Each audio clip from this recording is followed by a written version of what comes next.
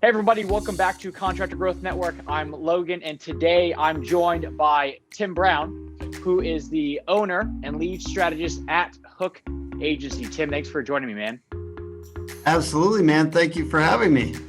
So the topic of today, and I'm going to have Tim pretty much guide the conversation, is all about the world of roofing, which is something that's very foreign to me. You know, as you guys know on this podcast, we predominantly work with remodeling, landscaping / water features, and then painting companies. But roofing, I mean, from my side, I see every single day at least a dozen different marketing agencies that really go after roofing companies. Mm-hmm. And I've probably, as like Facebook ads and stuff, but I've probably only seen 2 or 3 others that go for like remodeling, like my industries. So there's a lot of roofing companies, and I'm curious, or roofing companies that, let me say it one more time, marketing for roofing companies. That's what I'm trying to go for.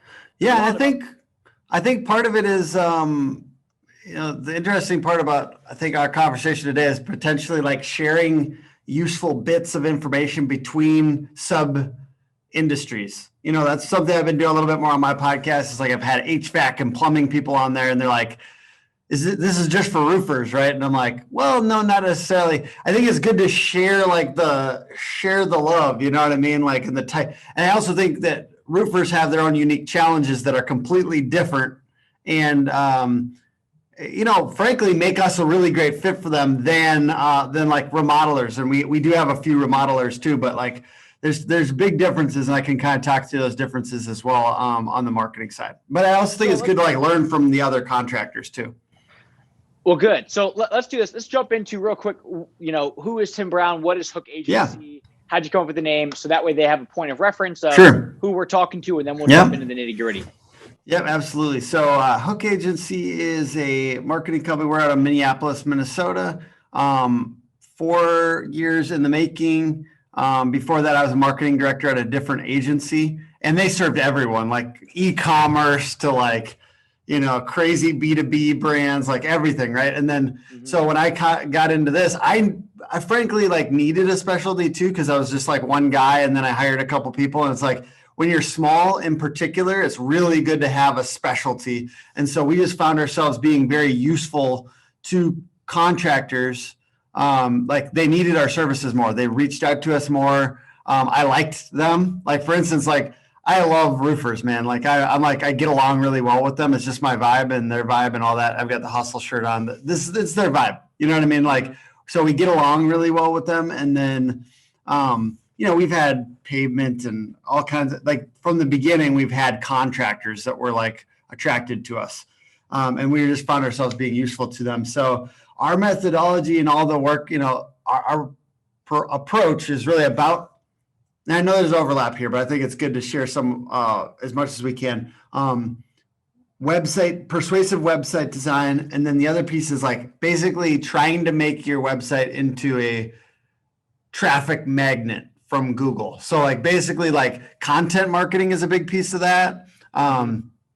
And we do link building from other websites back to people's website. And then we do technical changes on websites, and we help keep them fresh. A lot of contractors, and like, I know there's overlap. I apologize for like whatever. No, you're good. Yeah, basically like they need somebody a lot of times to help them with this. And whether that's a marketing manager internally or an agency, it's like, it's really nice to have a fresh website no matter what. And then also like just trying to help them get Google traffic back. So now we have like 3 writers in-house, designers, developers, and SEOs. And they're just basically, we're always trying to get our clients more leads. And that's kind of the story in a nutshell. And we're held to the fire. So it's like we learn a lot from that process of like contractors holding us to the fire on, are we getting more leads? And so it's more so in the niches in particular that we serve around roofing. It's like about lead volume. And whereas remodeling, it comes down to quality a little bit more. We really are trying to up the quality, but just knowing there is differences a little bit with the niches, the sub niches that we both serve. And a lot of our guys are like, really, it's like getting thousands of leads a year is important to them. and so that's kind of a change. And like, that's another thing of like, we've been thinking about HVAC and stuff like that too, but it's like, I've learned a lot from that, but I know like, I would guess your audience, and maybe I'd just be curious, is like a little bit more like it's about the quality of leads, not as much about the quantity of leads. And so, I certainly know there's differences in those in that way. But yeah, I don't know what your perception about the kind of the sub niches is there, but. So I know for my audience, it's predominantly smaller companies. I know like the roofing companies that I do know, a lot of times they'll have estimators, right? They'll have people whose sole job is to essentially get a lead, go out and go through the sales process with them, which means that they have more bandwidth, more time to deal with people that, prospects that are not really always ready to go, but because they have people that are on staff that handle this, they can. Now on my side, it's generally going to be, like smaller companies where the owner is trying to grow the company, manage the employees, and at the same time do the sales. So for them, the time piece is huge. So the quality essentially has to be there because, I had a guy in my networking group back when I was in it, and I remember he was a roofing estimator, and he was telling me that he was like, I'm going out to this person's house after this, and they've already ghosted me twice when I went out there. So I was like, wait, what do you mean? Like ghost? He's like, I've driven out to their house, and I'll tell them like, hey, I'm here. And they'll say, oh, sorry, something came up, we're at work, or hey, we forgot that was today, we're gone. So, and I'm thinking like, well, that's like a fool me once, shame on you. I'm not going back out there unless they're like, they send me a picture of them saying, hey, we're home. But he's already done this twice, and he's going out a third time. And I was like, well, what happens if you get a third ghost? He's like, well, at that point, I'd probably just, chalk it up to a loss. But there was nothing in place that committed them to being there. So there's like one or two things that could have happened there, right? It's like, it's either he makes a lot of money on those jobs, and that's why he's willing to take it on the chin, or he's, like just not thinking, he's not thinking about, he needs a trusted advisor like you to kind of talk him through like why that's not good to do with his time, I guess. Well, I remember then like a couple weeks after he told me that story, he was like, yeah, I'm leaving the company. So I think he was going through the motions at that point, and he was like, screw it. And was he a sales and estimating guy, you said? For a roofing company. Yeah. Yeah. Well, just somebody in our group. Yep. I think that's it's a good and interesting take, because potentially things like that could contribute to employee turnover, right? Like and I do think that certainly no matter who you are, the better the leads are better. And what leads and what sources you're getting them from. So from my point of view, that's why I love organic traffic. Like that's why I love Google organic, because I think you get a lot of this quality. You do get quality from there. And like people talk to me, and we don't run a ton of Facebook ads or anything like that. And do you run Facebook ads for people? Mm-hmm. Yeah. So it's just, they talk about the leads are different. There's a different thing. So you do need to do more qualifying up front, I think, for different types of leads. And I think that's certainly something I want to get into more around the qualification and maybe the appointment setting side of things for people. I don't know. Are you doing stuff like that for people? No. So what we do is we will, as part of our package, it's not just a website. We actually do, it's a system where we show you how to attract them to the site, let the site do the trust building and the, enthusiasm building, but also pre-qualify them. But then we also show them on the back end, here's how you further pre-qualify them over the phone, just really basically before you drive out there. Yeah, so that's good. There is a sales aspect of it, because that's awesome. I like sales more. I'm more confident in sales, crazy enough, but it's so important though. And I think like, honestly, oh man, contractors need that. There's a lot of smart people, but there's a lot of people that like, they do really good work and then they just don't understand these aspects. So we do a lot of the turnkey marketing stuff, but like what I don't do, and I think it's awesome that you do, is that next piece, all that stuff, the phone call stuff, all that is so important. And it's just a reminder, like, leads are nothing without a good sales process. It's just nothing. And it's like, there's so much waste. There's so much waste in creating leads. And I wish that there was more, frankly, I like that you're doing that, and it's awesome. And I think like, I don't know if I want to do that because I don't feel as confident on sales, but I think like to me, the biggest thing is just like learn to sell. Like you learn to sell and then learn that selling is part of customer service. Like it's even talking to people that don't buy is part of your reputation. So like to me, that's something I've been thinking about a lot lately too.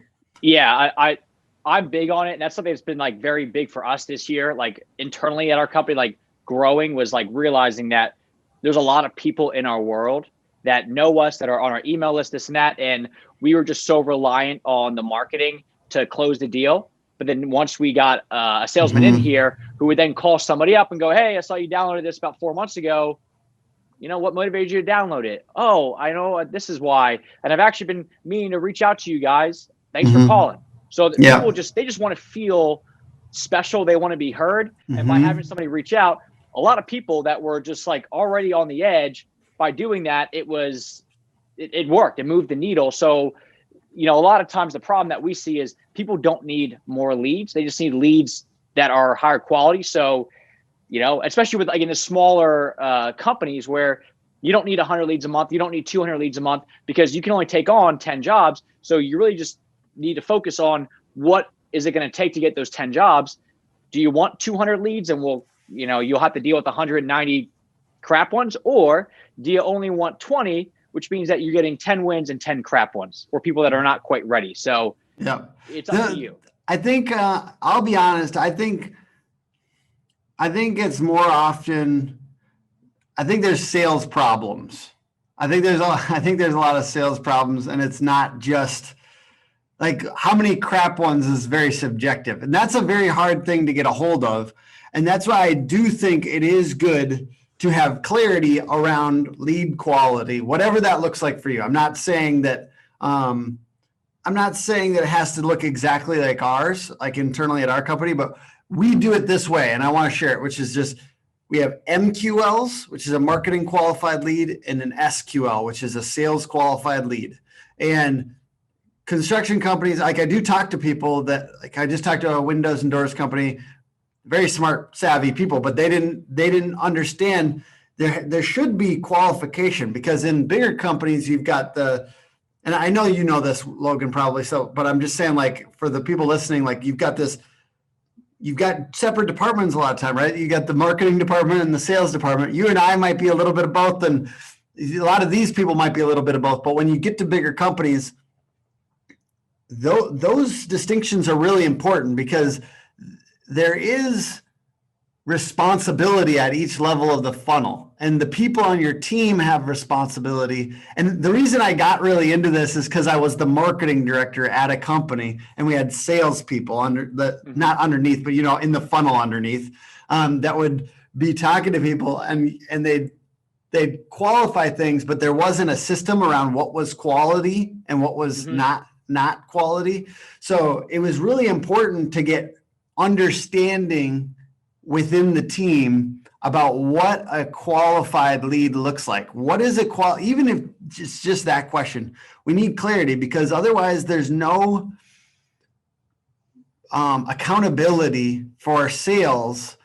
And sometimes it's just within my own brain, because I was doing this as an individual solopreneur too. There needs to be accountability for that part of my brain to know, okay, this person has the budget for this project, right? They have they need what we sell. They have the authority to make the decision, right? It's that BANT thing: budget, authority, need, timeline. And sometimes it's really important to make sure that those things are really clear within your team or within yourself, so that your other side, so that, hey, maybe I need to fix this closing rate in myself or my team. Maybe that's where it is. It's not marketing's fault, because they're delivering a bunch of leads that are qualified by our own.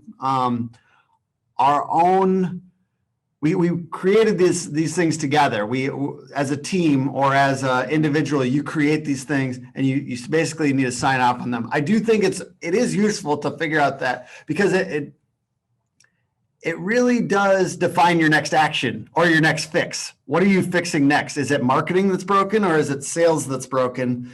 And I certainly think having those numbers month over month and quarter over quarter and year over year starts to really show patterns and show where the breakdown is.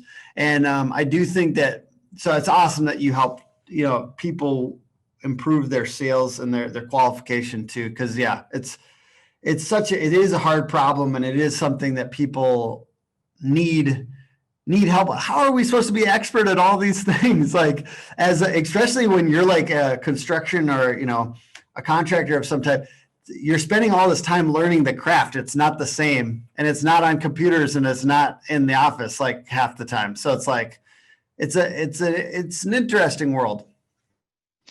And I mean, I like the combination of the two, because that's how I kind of started. Like, my dad's got that whole, the CSA like academy that teaches contractors how to sell. So we show them like the basics of, this is how you do it. If you want to get really good at it, go join this program, because, and it's, in essence, it's leading with like the chocolate covered carrot, where it's like, hey, you'll learn how to objection handle, but in reality, you learn how to just communicate with other humans, whether it's a prospect, it's your spouse, it's your kids, like, kind of what to say and how to say it. So it is a sales thing, but like, when you learn how to sell and you learn how to communicate, like, the whole world opens up for you there. So like, if I ever get in an argument with like somebody, I kind of refer back to like, what would I do in a sales situation? And because you've got a lot of practice, you're able to like essentially stay calm in the pocket and not have like your fight or flight go up. So that's so good. What is you said CSA? Yeah. So what it stands for, it's a company that my dad and this guy, Tom Reber, created, and it's called Contractor Sales Academy. And in essence, my dad used to, it all started because he was losing out on leads.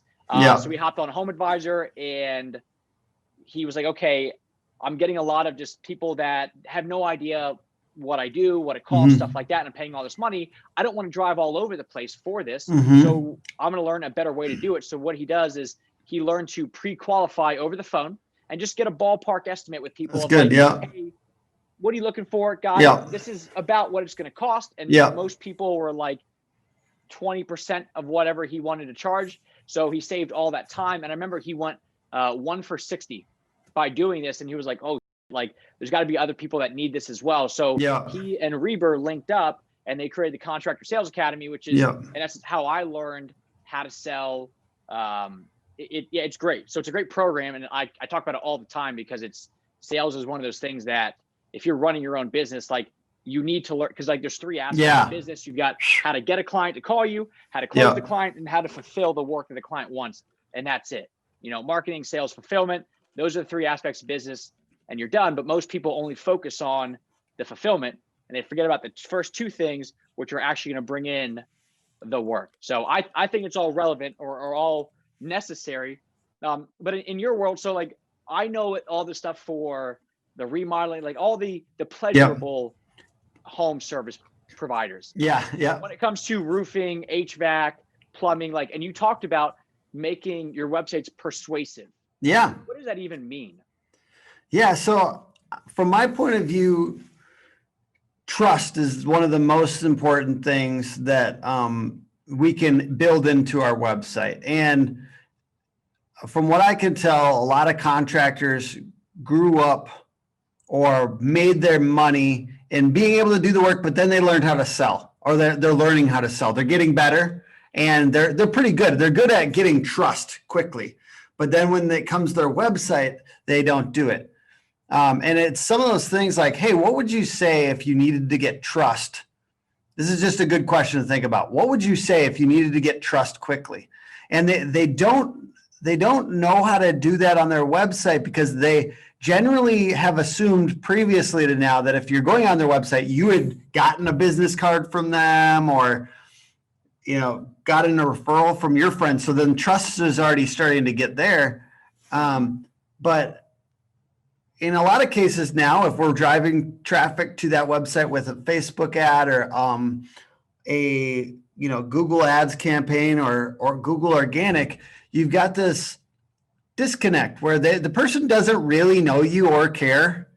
Mm-hmm. Frankly, no one really cares about you that much anyways, but Yeah. it's like Mm-hmm. you need to get the trust quickly by putting things like in the easiest example is I love a good testimonial section right at the top, like right underneath that hero, that big billboard at the top. And then you got the trust section. Like to me, it's the photo of the person who left the review, 5 stars, like actual like icon of 5 stars, where the review was left, like a Google logo, and then a brief version of the testimonial. Maybe it's a carousel so you can pop through them, but you're seeing faces and they're not pretty. Half the time they're just Joe Schmo and his wife. You know what I mean? Like it's not about making this like the most, you almost don't want it to be super polished half the time because you want it to feel like a Google reviews widget almost. Do you know what I mean? Like I want this thing to feel very natural and to feel like it's almost pulling directly from Google. And we would only pull ones that really came from Google, right? And maybe the Facebook logo or wherever else a review was left, Home Advisor, whatever else, right? And that's one element of persuasion, which is just social proof. We need social proof to help somebody fully feel like you're good to go. This guy's good to go. Okay, what other organizations, awards, where else are you reviewed? Are you on BBB? Those kind of secondary, that's something that we do all the time on our websites where we have that row of like badges up top that just kind of quickly, do I think everyone's going to look at them and be like, that's BBB. That's the local home show award that they got. I care. No, it's just subconscious. It's just, we put them in grayscale and drop them back a little bit just because it's like, it doesn't like grab attention. The point is it's subconsciously there. Another one is just like, okay, so we talk about trust. Persuasion also includes basically thinking in a too long didn't read format, TLDR, right? Like they're not going to read, like we are going to put a lot of content on the page for SEO, but like they're going to read like 2 sections and then they're going to scan the headlines and then they're going to either contact you or not contact you. But we can put bullet points up at the top with little icons. We can make sure that each headline is well crafted. Like if there's anything to focus on, it's like the copy of your headlines. And I know you know this, Logan, because your website is just so well done, but the headlines in each section are the things that people are scanning to. They're looking at an image, they're looking at a headline, we've done the tracking, we've done the heat mapping, we put this, there's a tool called Inspectlet that allows you to like record everybody on a website. There's several of these, but it just records them clicking around on their site. We see what they do. They go to the headlines, they look at a headline photo, and then they're gone, or they're on to the next page, the next to the service page or whatever. So you just got to kind of think like a user. We want the content there for SEO perspective. I say think like a user, just think like a random person that's coming to your website and how little attention you normally spend on other people's website. Like how little, it's almost an encouraging thing, how little it takes for you to potentially submit a contact form on somebody else's website. Have empathy for them and allow them to scan. And I think that that's persuasion, empathy and getting trust quickly. And then, I'm sure you do this on your websites, but it's about having clear call to actions with good copy around the call to action. Maybe trust factors, I call them trust factors, those testimonials, things like that around the call to action, getting them to the next step. So a call to action is just that big button that says get a free consultation or whatever it happens to be on your website. But we want it to be up on the top of the website right away. We want it to be on the top right of the menu. I like it to be on the right above the footer of the website, like on every interior page. I also like, something we've been doing lately is just in blog posts, halfway down the blog post, we're using something called dynamic ads on WordPress. And to have a call to action halfway after like 7-8 paragraphs in blog posts. And we just, it's like almost like a mini homepage section right there. It's just like, you've read some article, like let's get into it, so to me, those are elements of persuasion, trust, empathy with the too long didn't read, bullet point type and headline stuff, and then call to actions, making them clear, obvious, good copy, and usually a good image kind of helps with those call to actions. And to me, using human beings, smiling faces, somebody experiencing, like, it looks like they could be experiencing the emotional benefit, of what you sell. So like, yes, I like some of our best websites, like or one of our best websites, I think we've got this kid on his dad's shoulders. He's smiling. He's in front of his house. The roof is behind him, but he's just like having a good time. It's not about the roof. It's about the guy and his, protect your home and family, right? Like making it focused on them. Let's talk about that one statement right there. So you just said it's not about the roof. Yeah. What do you mean by that? Walk me through that idea. Oh man, I was just on this amazing, like I'm literally going to steal this from the guy that was on my podcast yesterday because he's so good. It's Torlando Hakes from Periodic, which is a kind of a Calendly alternative. So I got to give him the little plug in there. It does appointment setting better than Calendly, apparently. Anyways, the point, he said this, which I was like, having a beautiful home is like the top of Maslow's, it relates to the top of Maslow's hierarchy of need, which is, it's like self-actualization because you're in comfort. It relates to your identity. You have everything and your home is beautiful and comfortable and makes you feel safe and happy with your family. So when you're selling home services, whatever it happens to be, we're selling that I love the way he put this. You're selling that self-actualization, not the product itself, not the service itself. You're selling that ideal state that the homeowner may be in when they really get to the sweet spot in their home, when they have a home that they feel comfortable in and love. You're selling that self-actualization in that sweet spot. I'm totally stealing this. It's so good, right? It's a good mindset to be in. We get into that mode where we think we're selling shingles, or we think we're selling just a beautiful kitchen, or we think we're selling a pool or whatever, but you're really selling this ideal state that they're in with their family, and that safety and that feeling of comfort. And that's a huge way. Like if you really just want to make one improvement to your website today and you're listening to this, it's go through your website, imagine you're a homeowner, and anywhere it says I or we on your homepage, switch it to you. Talk about them and how this is going to be, how you're excited to help them with their getting to their ideal home. Like versus saying, and I'm not saying to be like sometimes it's just, you got to be clear. I'm not saying don't do this to an extreme, but really try to make it about them. And the reason that psychologically and I think you know this, Logan, and in sales is so important. This is important in sales too, but it's everyone's the hero of their own story in their own head all the time. We're always thinking about ourselves. So when you go against that by talking about us and our company and how we're going to give you the best bathroom or the best kitchen around, right? Like you're actually competing with them in their mind because they're thinking about themselves and they're like, wow, this guy's this company's kind of cool and they're good, wow, they're good, but like, I'm kind of like thinking about my home and what I need.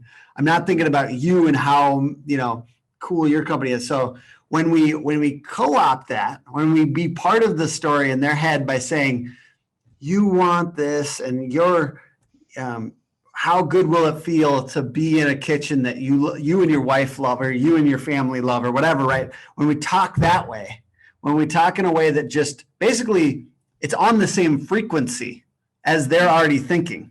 We're not trying to get them over to our frequency, which is our company is awesome. We stay on the frequency they're on, which is me, me, me, me. And we know that anecdotally because we do it in our own head when we go on websites. So it's not necessarily this giant, it's not necessarily this crazy epiphany, but it is an aha moment for a lot of construction companies, contractors, et cetera, that have been just really hammering people with how cool they are on their website, but also on their ads and everything they do for their marketing, which it can just shift if you just think about it in terms of you and your results, and you're the hero of the story. You're the homeowner, and here's how this is going to make your life better. And it's a shift, but it's a shift. I will be honest, 80% of contractors have not made. It's good, and people, once they hear it, feel it, and they understand why, intuitively, why it's important, but most contractors have not done it. Yeah, I mean, like for you, Tim, how many times have you been to the About Us page on Amazon? Never. Right. Like none of us give a shit about who, or like when you buy something, it was a little bit bigger on like maybe eBay, but on Amazon, like I very, very, very rarely ever go check out like, like, is this a local company? Like, where is this product made? Like you just buy it because that's what's relevant to me is the product itself. Yeah. So we love to focus on like, here's why we're amazing, and here's all the great things about us. And you do need some of that a little bit, which is what you're talking about with the testimonial. Like, hey, we're legit. Yeah. And then let's talk about you. And I want to say this is it's not. Don't take this as like I think I have done this too far on some websites. So like you got to have a mix, you know what I mean? You got to have a mix. It's just a reminder that a good chunk of your copy and images should just really be about the homeowner and the result that they want. And one last thing, this is basically just Story Brand, which is a big, it's a big book. You should check it out. It's really good. It's about the customer is the hero thing. But the other thing is that you want to have a clear positive outcome and a clear negative outcome in the story. So it's okay to talk a little bit about how if they choose a low quality provider, what the negative consequences of that could be versus what the ideal scenario would be if they choose somebody who cares about them and is like going to be with them to the final details. And obviously you have to be that kind of contractor that's really that high-end premium contractor that you serve. You want to make sure that you actually can fulfill on these marketing messages. But once you know that you are and you're that kind of company, and once again, maybe it's only 40% of contractors that really do that. Once you do, you can stake your reputation on that in your marketing and really talk that way. But you can't. There needs to be stakes to the story. There could be a extreme. Maybe it's not extreme, but the negative consequences of choosing a low quality provider and the ideal future that you want to help them get to, which is I kind of think of as like the promised land of the story. And you want to outline both of those things. But in the end of the day, you don't have to be crazy about it. Like sometimes we're doing websites for people and it's like, I kind of like have to talk to our designer, like, cause he's really bought into this idea too. It's like, there should be clarity up top on the website about what this is. It's, you go too far down this rabbit hole of like fancy marketing stuff. And it's like, no, we need to make it very clear what this company is and does with the images on right when you land on the website too. That's important. That's empathy, clarity. And you do this when you work with companies, you do this for everybody, or is it just for specific industries that this is really relevant to? I think it's relevant for most everybody. I do think that home services in general is something we think about more, and I have a lot more examples around that. And roofers in particular, we have a ton of examples. But I think it's relevant to a lot of companies. Yeah, I agree with that. So to kind of wrap all this stuff up, it really sounds like everything's all more about them, not about you as the contractor. Hit them really quick with some sort of social proof to let them know that you're legit. Yeah. And you'll be good. Exactly. It helps. It helps a lot. So cool, man. I appreciate you joining. If they want to learn more about you and connect with you, the people listening to this, what's the best way to go about doing that? Hookagency.com. Tim@hookagency.com is my email. And just Hook Agency all over social media. Cool. All right, everybody. Thank you very much. Tim, thank you for joining me. Thank you, sir.